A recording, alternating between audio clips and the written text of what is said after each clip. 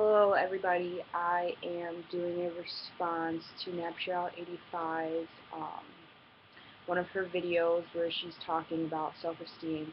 And I actually just wanted to come on here and comment that I um, I really appreciate the comments and the suggestions that she provides for the young lady who was asking her on some of her advice. And I actually almost shed a tear last night. I stayed up until 2 or so in the morning just watching her video, and I found it to be very reassuring of having self-confidence in yourself and just believing in yourself to go out there and do what it is that you're intended to do. I believe that God gives us a plan to pursue everything that we wish we would like to be in this world, and sometimes we have to figure out what our path is, and as she suggested, you have to not only give yourself time to flourish in that, you have to uh, kind of shut yourself off from the world, per se. Some people don't always have to do that. Some people are able to stay connected with their social circle or their inner circle of family and friends. And other people think it's better to just give themselves time to just be with their self and figure it out. And I just really appreciated her comments, and I felt like they were very helpful. To speak for myself, I believe I'm not really related to her in any way or anything, which I don't know why I said that, but anyway, I feel like I had some similar struggles that she had. Mine were more around the high school time. As you can tell, I talk very proper, and I am an African American girl, and I would get teased by some of the other um, black kids or Puerto Rican kids, or just students of color who went to my high school, and it was something that it would affect me a little bit, but not all the time. So I just felt like it was awesome that she came on here and she shared her story of how she had overcome her inner struggle. I think that's what it was called, overcoming inner struggles.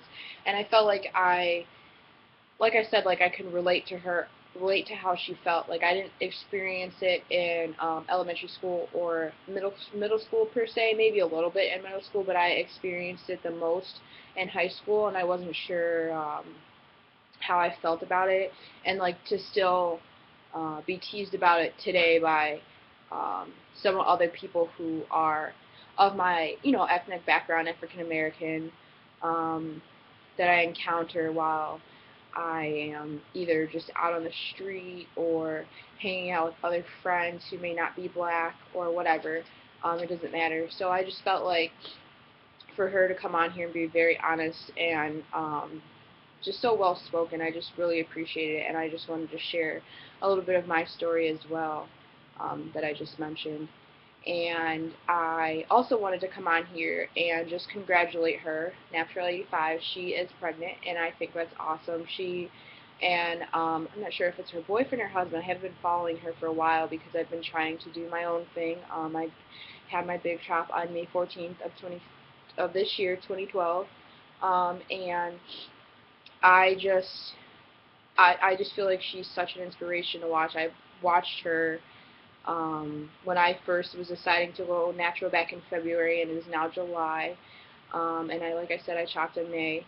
So I'm going to definitely get back into watching her videos because she is such a humble young lady, and it's really nice to see her and the guy that she had in her life living together, showing their story on here, and they're being honest. Like, you see most of the things that they do throughout the day. They travel in the car, they have fun, they laugh, they smile.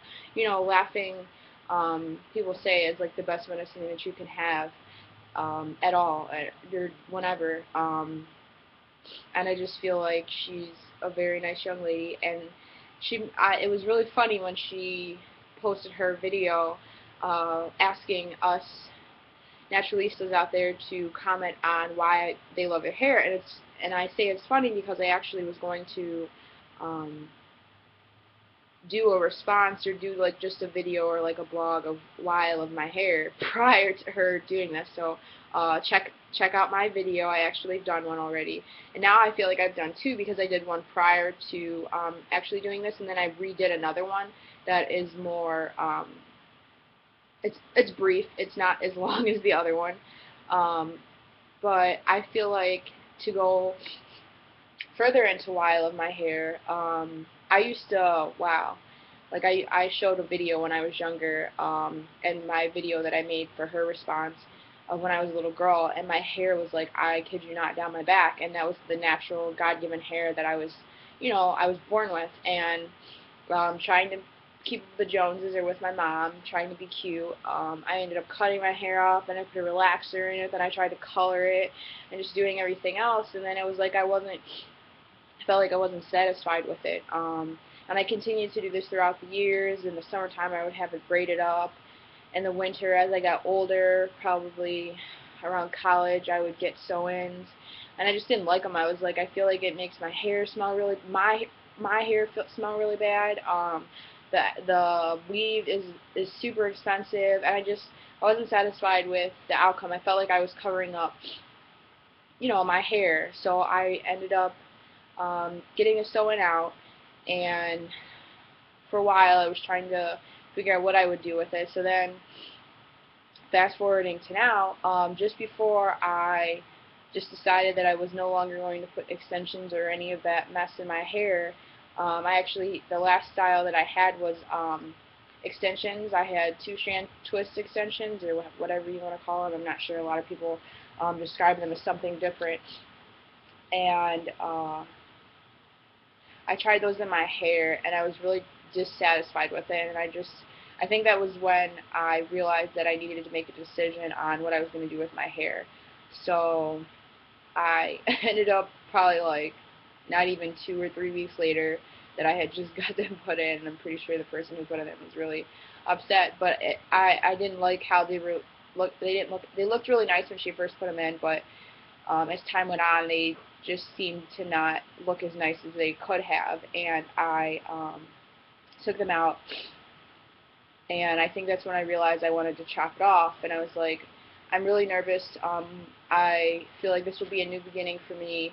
I've been trying to reconnect myself with God as I've been out here studying psychology in Chicago. And not that he wasn't in my life, I just felt like I needed something new.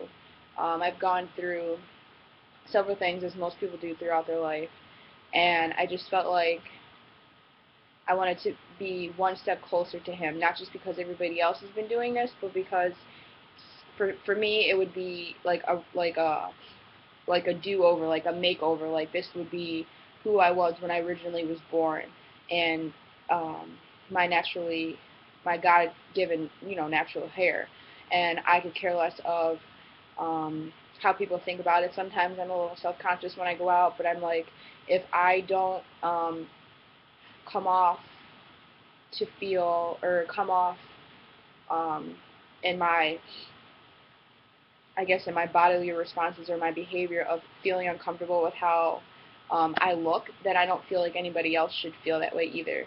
So I believe that would be like my extended response as to why I love my hair. I also believe that sometimes we all go through overcoming our inner struggles, and I think it just takes time to just sit back and evaluate your life and figure out what is really important to you. And I recommend a book. I wish I could show it. It's called Tyrese Gibson's book, How to Get Out of My Own Way. And when I was listening to her blog yesterday, I felt like she like totally read his book, and I don't know if she did or she didn't, but a lot of the advice that she was providing in that video reminded me of his book. So that would just be one of my suggestions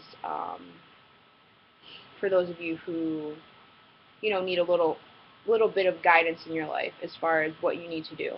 I guess that's all I have for now. I am going to do another video in a second. I need to research some things, but I just wanted to comment on her video and how I really appreciate all of her honesty and her humbleness of how she's just truly amazing, and she's such a genuine person. Alright, I'll see you guys later. Bye.